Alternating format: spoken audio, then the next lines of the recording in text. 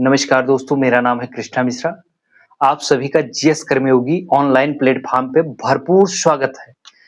आज हम बात करेंगे अमेरिका और ईरान के बीच शांति नाजुक शांति नाजुक समझौता संपन्न हुआ। नाजुक के क्यों कह रहे हैं, इसके बारे में हम अभी डीपली से बताएँगे। और इतनी दुनिया में उथल-पुथल मचाने के बाद, इतने इकोनॉमिक को नुकसान पहुँचाने के बाद, इतना मानवता के नाम मानवीय क्षति पहुँचाने के बाद आखिरकार स शॉर्ट 60 दिनों का ये समझौता संपन्न हुआ।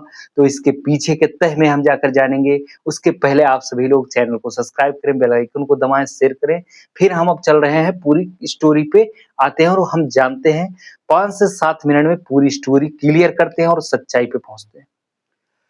पिछले कुछ दिनों से न्यूक्लियर टेस्टिंग को लेकर ईरान अड़ा हुआ था, उसके ऊपर अमेरिका अटैक करता है।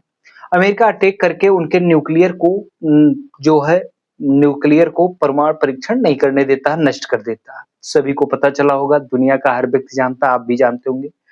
दुनिया में इतना उतार-चढ़ाव आया, एलएनजी, तेल सप्लाई, गैस, पेट्रोल, डीजल इसका बंद हो गया, जिससे दक्षिण एशिया, भारत जैसा देश बहुत प्रभावित हुआ आर्थिक रूप से, महँगाई भी बहुत बढ़ी और हर चीज़ महँगी हो गई इसमें। और गैस तो बहुत आसमान छू लिया, क्योंकि straight of straight of Hormuz से हर एक जहाज गुजरता था जो तेल लेकर के, पेट्रोलियम ऑयल लेकर के गुजरता था। उसकी वजह से आवागमन बाधित हुआ, सप्लाई नहीं हो पा रहा था। इसी बीच में पाकिस्तान बहुत जोर-तोर से कोशिश कर रहा था कि ईरान कितना जल्दी शांति समझौता कर ले, क्योंकि ईरान जो है वो पाकिस्तान के जस्ट बगल है, दोनों एक-दूसरे का बॉर्डर शेयर करते हैं। तो जब आपका पड़ोसी के घर में लड़ाई हो रही है, तो आवाज़ आपके घर तक भी पहुँचेगी। अगर किसी के यहाँ पड़ोसी के यहाँ आग लगी है, तो राख आपके घर तक तो ज़रूर आएगी। तो उसका नुकसान पाकिस्तान को भुगतना पड़ रहा है। पाकिस्तान के बगल है चाइना।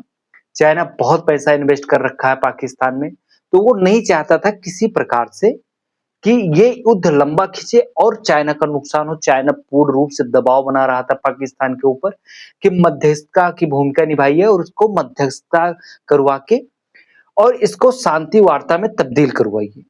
और ईरान भी चाहता था कि पाकिस्तान ऐसा करे। इसमें बहुत लोग कहने लगे भारत इसमें पीछे हो गया, पाकिस्तान ने भारत की कूटनीति को पीछे छोड़ दिया, डिप्लोमैटिक नीति को पीछे छोड़ दिया। हम ज़्यादा नहीं कहेंगे, क्योंकि हम किसी पार्टी या किसी के हित में बात कभी नहीं करते हैं और ना ही करेंगे। हम सिर्फ एक हित में बात करेंगे, देश के हित में। डिप्लोमैटिक की नीति अपनाई जाए, यहाँ पे कूटनीति की नीति अपनाई जाए, तो भारत ने ये कदम जो उठाया बहुत सोच समझ कर उठाया, क्योंकि दोनों देशों के बीच ये समझौता कितने दिनों तक टिकेगा इसका कोई भरोसा नहीं। अगर आप समझौता करवा ले जाते हो, समझौता संपन्न हो जाता है, तो आपका कद इंटरनेशनल स्तर पे बहुत बढ़ जाएगा। अगर ये समझौता होता है और नाजुक समझौता, हमने क्या कहा, नाजुक समझौता, क्योंकि पिछली बार कुछ दिनों का जो समझौता हुआ था, इसमें स्ट्रेट ऑफ हॉर्मुज़ नहीं खुला था।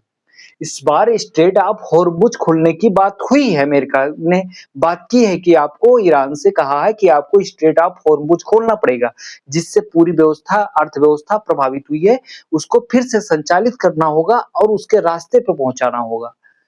लेकिन ये 60 दिनों का हुआ है। अगर 60 दिनों में इसका उल्लंघन होता है, तो ये समझौता समझौता नहीं माना जाएगा। अब हम बात करेंगे, अब ट्विस्ट आता है कहानी में, यहाँ असली मुद्दा तो क्या आता है कि वो 60 दिनों का हुआ है। आप सभी को पता होगा, ईरान जब मुद्दा उठाया वहाँ पे, तो ईरान अपना अकेला पक्ष नहीं रखा।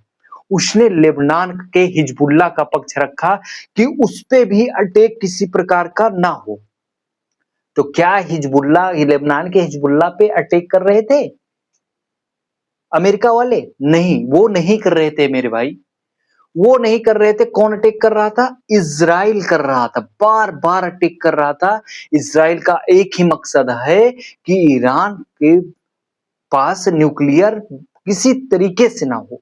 अगर ईरान न्यूक्लियर टेस्ट कर लेता है या न्यूक्लियर सक्षम देश बन जाता है, तो उसका सबसे ज़्यादा अगर किसी को भुगतान करना पड़ेगा थोक भाव में, तो इज़राइल को करना पड़ेगा, क्योंकि दोनों देशों के बीच पहले कुछ समय पहले भी हमारा वीडियो देखेंगे तो बताए हैं पूरी स्टोरी, कितना घनिष्ठ मित्र थे। लेकिन जब 2 मित्र बहुत घनिष्ठ मित्रता हो, उसके बाद अगर उसमें फूट पड़ जाए, तो 2 मित्र बहुत घनिष्ठ मित्र की बजाय बहुत कट्टर दुश्मन बन जाते हैं एक-दूसरे का। तो इज़राइल क्या काम करता है? इज़राइल बार-बार लेबनान पे अटैक करके ईरान को उकसा देता है। वो कुछ नहीं करता, हिजबुल्लाह पे अटैक कर देता है, हिजबुल्लाह उस पे अटैक कर देते हैं, समझौता संपन्न नहीं हो पाता है। लेकिन जब ईरान लेबनान का पक्ष लेकर ऐसा किया, तो फिर अमेरिका से कहा कि आप इज़राइल को भी इस समझौते में लाइए और वो भी ऐसे करने के लिए बाध्य हों और इस समझौते में वो भी हस्ताक्षर करें। लेकिन आप जानते ही होंगे मिस्टर डोनाल्ड ट्रंप जी को। मिस्टर डोनाल्ड ट्रंप जी तो अलग ही ट्विस्ट पैदा कर देते हैं। मिस्टर डोनाल्ड ट्रंप जी कहा, अपनी बयानबाजी में कहा कि हम जो कहते हैं वही बेजम नेतन्याहू करते हैं। अगर हम कह दिए कि युद्ध बंद कर दो तो बंद कर देंगे, हम कहेंगे शुरू कर दो तो शुरू कर देंगे। एक प्रकार से वो उनकी कठपुतली। उनके कहने का मतलब तो यही हुआ भाई कि हम कहेंगे वही वो करेंगे। तो इसलिए उन्होंने इज़राइल को शामिल नहीं किया, और इज़राइल को शामिल जब नहीं किया तो इज़राइल का भी बता दिया कि हम इज़राइल का बहुत समझा लेंगे, इज़राइल को हम जो कहेंगे वही करेंगे। अभी आए दिन आपने देखा होगा कि डोनाल्ड ट्रंप जी क्या बताएं, उनकी मानसिक स्थिति कैसी है हम तो जानते नहीं, वही जाने, डॉक्टर लोग जाने। लेकिन उन्होंने कह दिया कि हमसे फोटो खिंचवाने के लिए मेलोडी ने रिक्वेस्ट की थी। बताइए, आप किसी समझौते में जाते हैं और आप कहते हैं कि मेलोडी ने हमसे, अरे भाई वो बराबरी के पक्षकार हैं, आपके साथ बैठते हैं, आप इतनी बड़ी अर्थव्यवस्था वाले देश हैं का राष्ट्रीय नेतृत्व कर रही हैं वो उस देश का, तो क्या वो ऐसा कहेंगी? उन्होंने बाद में फेसबुक पे आकर के ये कहा कि मैंने ऐसी कोई रिक्वेस्ट नहीं की थी और ना इज़राइल ना इटली किसी के आगे झुकता है और ना मेलोडी किसी के आगे झुकती है। वो एक औपचारिक मुलाकात थी जिसमें फोटो साथ में खिंचाया गया। फिर डोनाल्ड ट्रंप जी जो बैठक होती है G7 में, उसमें 1 घंटा लेट पहुंचते हैं। सारे देश के राष्ट्रीय अध्यक्ष बैठ के इंतजार करते हैं। तो अमेरिका के फाइनेंस मिनिस्टर यानी कि वित्त मंत्री उठ के उनकी कुर्सी पे बैठ जाते हैं और वही नेतृत्व, तब तक एमेनुएल मैक्रोन जो है फ्रांस के राष्ट्रपति, वो कहते हैं धैर्य बनाए रखे, थोड़ा वेट कर लीजिए, वो अभी आ रहे हैं। वो आते हैं